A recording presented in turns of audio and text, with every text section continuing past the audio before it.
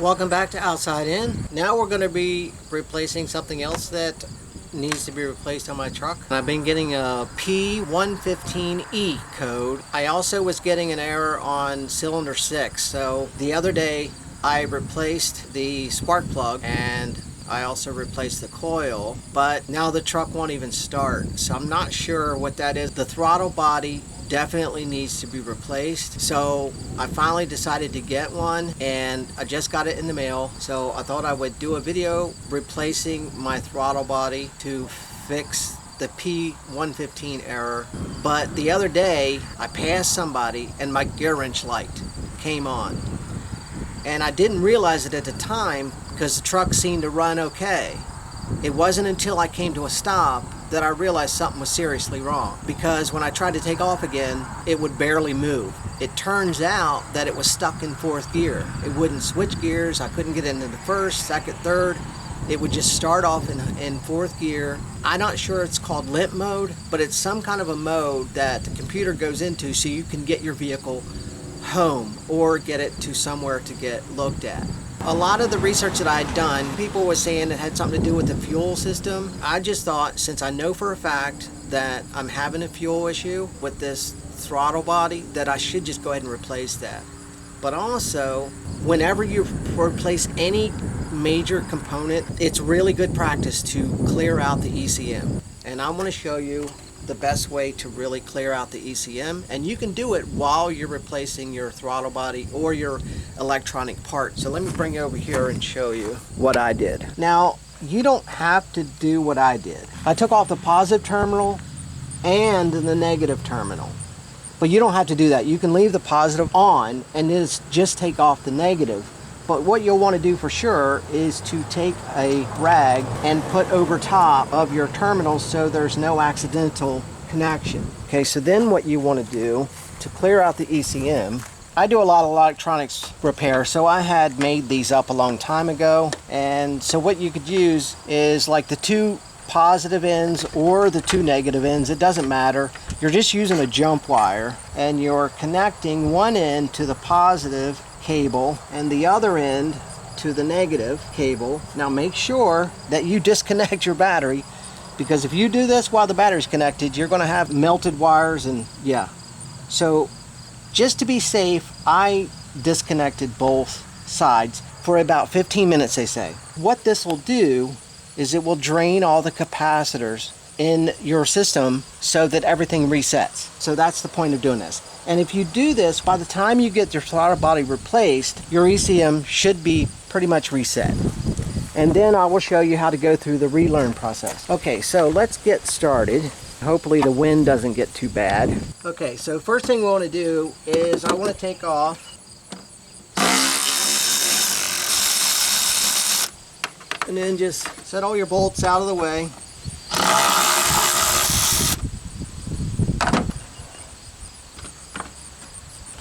Take that off to the side. We got to get the air intake out.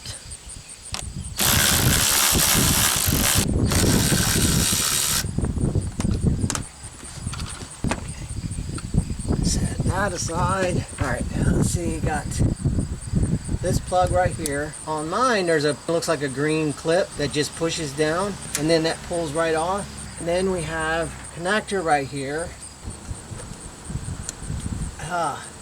Well, that's difficult to see. I don't even know if I can show you that. Right down on the bottom part of this plug, looks like a piece of pink plastic up in there, and I just stuck a screwdriver down and then pried it this way, and that's what allowed this then to come out. But whoever put this on never locked the red one in. From what I see of this throttle body, it needs replaced anyway. If you can see this, I bought some contact cleaner from WD-40. There's a couple different connections that we have to disconnect for this throttle body. So I want to clean the connectors really well with contact cleaner. Now we need to take these bolts off that's holding this down, 10 millimeter.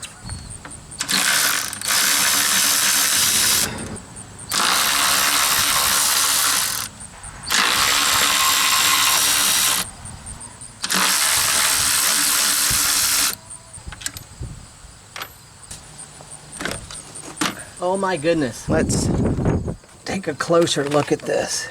Wow, that looks pretty pathetic. Oh my goodness. No wonder I'm getting errors. Let's see what's the inside look like. That looks absolutely, oh, that's terrible. Now there is another plug back there, but I saw in another video that it's easier to get to that one if we disconnect the throttle body from the engine, and then we can flip it over and get to this connector right there. And then don't let me forget, but once I disconnect it, I need to clean that with circuit cleaner as well. Let me see if this is going to be 10 millimeter, and it is. So let's see if we can get these off.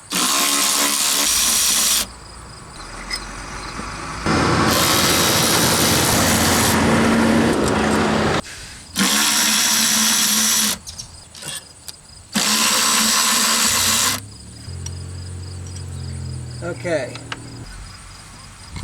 get this out of the way.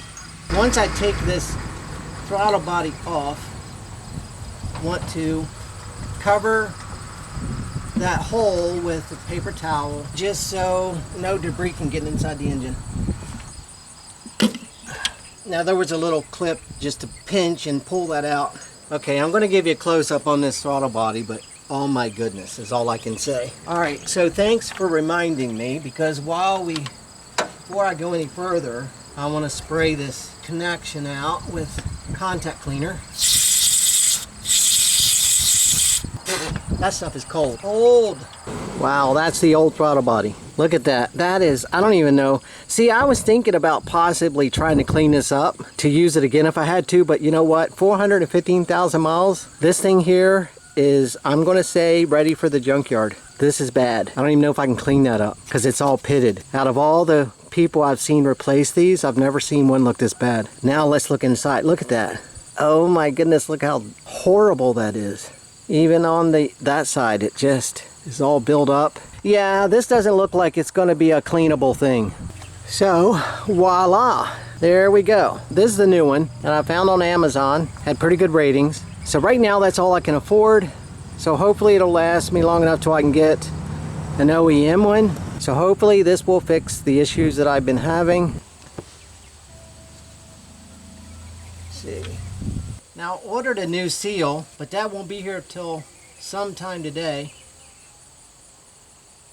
But this seal looks fine, actually. Before we put this back in, take some oil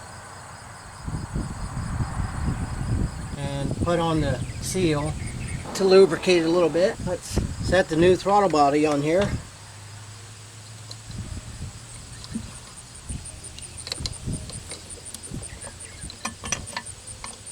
Plug this side back in.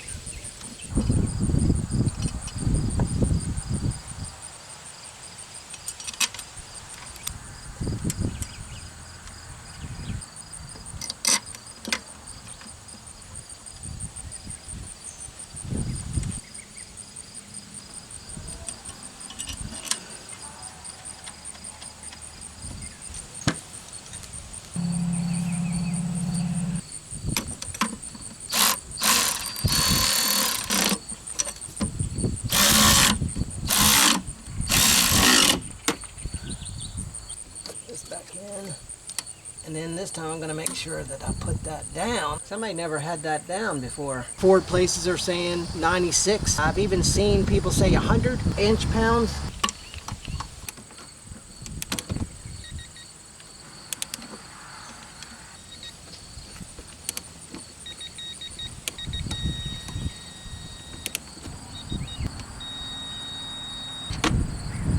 Yeah, I cleaned the gunk out of this thing before I put it back on. Just knock it down there real good. Bolt started back in. This throttle body looks way better than the one I just took out of it.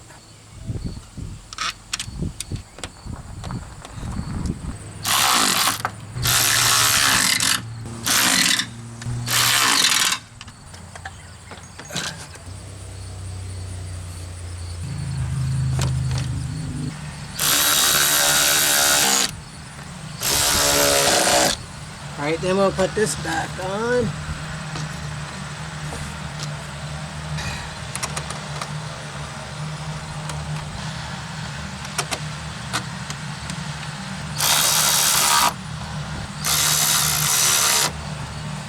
Alright, now probably about 20 minutes or so.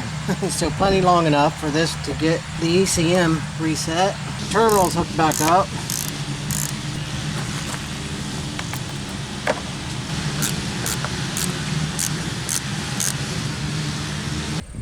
Okay, now we're back inside the truck, and I want to turn the ignition to the on position and wait for like 15 seconds. Now on some vehicles, they say that the gauges jump. Oh no, look at there. I still have the gear wrench icon. Uh-oh. That's not a good sign. I reset the ECM and I still have the gear wrench. I'll bet you it's not even going to try to start. And this battery is fully charged, like brand new. Because before, the other issue I was having is that when I went to start it, it acted like there was no battery in it. Yep. It's acting like there's no battery in it. But it's not doing anything, so I don't know now what to do. Oh, goodness gracious. Alright, well, pray with me while I try to figure out what's going on, because without this truck, I'm going to starve to death. So, because it's my livelihood. Alright, anyway, I guess that means now there's going to be a part 2 to this when I can figure out what's wrong with it.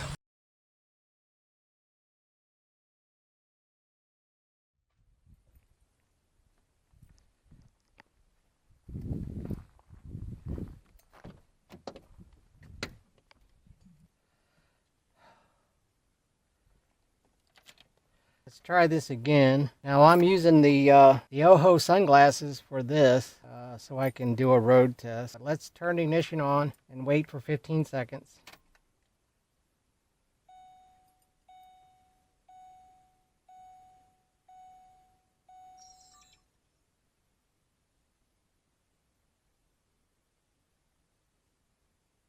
Okay, the gauges didn't move, but I don't think they ever have in this truck. I like the F-150s and stuff like that, I think they do, but this one has never done that, unless I physically go in and tell it to. But anyway, you start it up when you're doing a relearn, clear everything out, you start it, let's see if it starts this time, and you're not going to believe what I did to actually get it to start. It's absolutely crazy. Okay, here we go. 3, 2, 1. Look at that.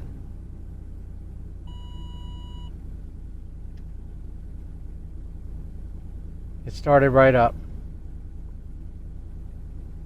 The gear wrench icon is gone. Let it set in idle. Okay, so I've let it set for about 15 minutes. I'm going to show you how to do a relearn on the gear shifting.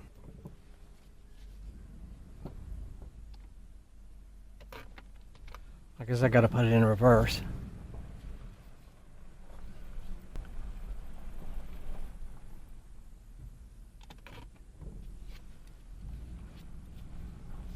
Alright, it's starting out in first, so that's a good sign. Okay, but what you want to do is just let it go through all the gears, take off easy, and don't try to floor it or take off fast or drive crazy. Just drive normally, let it go through all the gears. Still no check engine light or anything. Seems to be running smoothly. But the thing that's weird about this is that I did a bunch of troubleshooting, checking relay and fuse. That was for the starter, and everything seemed fine. I was chasing down wires, I was trying different things. I went up underneath the truck actually, and I tested the voltage going into the solenoid, and it was fine. But per another video, I decided to put a wire on the small wire on the solenoid, but when I was trying to start it, there was absolutely no voltage coming through that thing at all. So I just assumed that the solenoid was bad. And then I went online and I watched another video where a guy was showing how to test the starter without even getting under your vehicle or touching the starter.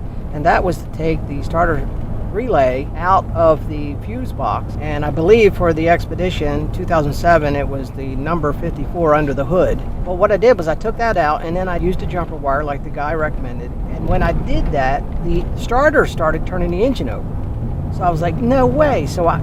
Because I had just ordered another starter, thinking that the starter was bad. So what that led me to do was I went in the house, I got my multimeter, and I brought it back out to the truck. And underneath the hood, I put my multimeter in continuity, and I started testing all the fuses. I found one fuse that was blown. It was a 15 amp fuse, and I think it was number 37. So I went in the house and I got a 15 amp fuse and I threw in it.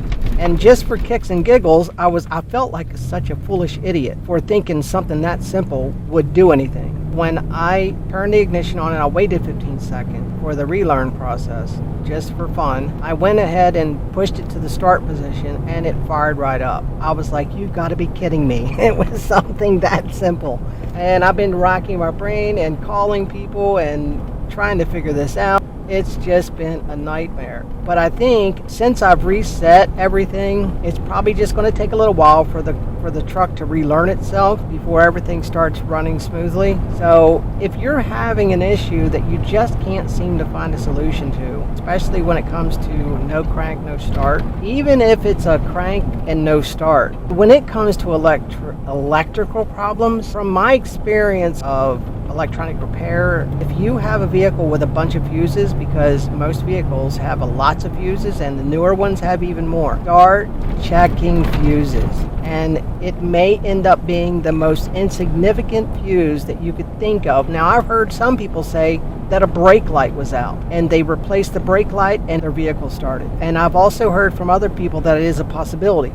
So it's crazy because you got to think of it this way. On these vehicles, all the electronics almost seem to be running through everything. So if one simple little thing goes bad, it could make 20 other items appear as errors because they're all running through that one little thing that went bad. Now I'm finding myself where I'm just starting to think more simplistic and more basic, especially when it comes to electronics in these trucks and these vehicles. You just have to think outside the box, and you have to just start checking fuses. A lot of times it's just something as simple as a fuse. Wiring to the battery, to the starter, the wiring harness itself. There's so many wires in these trucks. It turned out to be, it was the transmission B plus fuse that blew. Evidently it blew that day I went to pass that vehicle, and it must have blew. Yeah, something that simple was causing all these problems. But still, the throttle body definitely, as you saw, needed to be replaced. So I'm not going to really get into this to see what it'll do because I wanted to let it get to learn before I go doing anything like that. But it feels great. Right now, it's not shaking at all. For the time that I've been sitting here right now, it's running very smoothly. Wow, this is running great. Okay, so there we go. Okay, so before I sign off, I want to say thank you for stopping by, and let's just pray that this continues to go. With 415,000 miles on this truck, I'm hoping that God has an idea of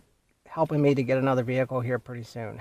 So anyway, but I'll keep driving this as long as God wants me to. But anyway, take care of yourself, take care of each other, find someone who needs a reason to go on and give them that reason. Find someone that needs some help and reach out your hand. God bless every one of us, and I will see you in the next one.